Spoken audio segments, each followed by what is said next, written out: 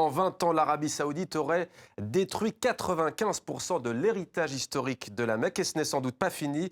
Des travaux donc titanesques sont en cours. Avec nous pour aller plus loin, notre correspondante en Arabie Saoudite, Clarence Rodriguez. Bonjour Clarence. Alors ces travaux provoquent, Bonjour. semble-t-il, un débat au sein même de la société saoudienne. Dites-nous tout.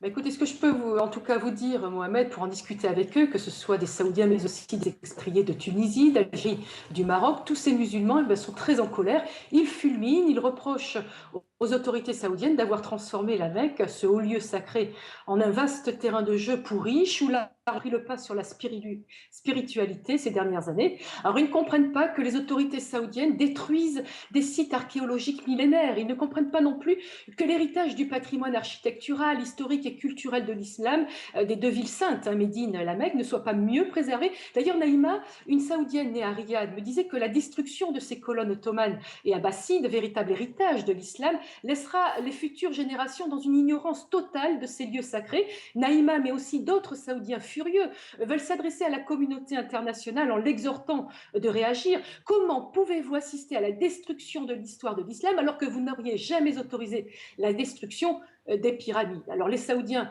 mais aussi les musulmans du monde entier, se sentent dépossédés de leur lieu de culte. Ils estiment que la Mecque appartient à tous les musulmans et non pas aux autorités saoudiennes. Alors Clarence, au fil des années, la Mecque semble donc être devenue la ville de tous les excès, en particulier en ce qui concerne l'immobilier, hein.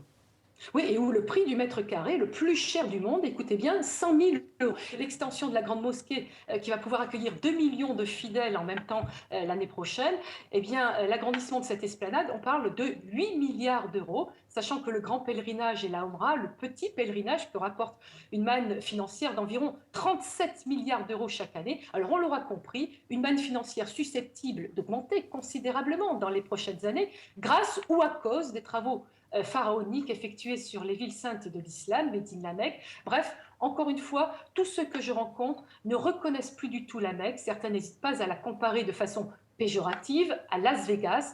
Les musulmans craignent aussi que la Mecque devienne comme le Vatican, c'est-à-dire un État enclavé dans un État. Clarence, merci. Alors on le rappelle, hein, la liaison était quelque peu compliquée. 100 000 euros le mètre carré, disiez-vous, hein. 100 000 euros. 100 000 euros le mètre carré. Merci à vous, Clarence.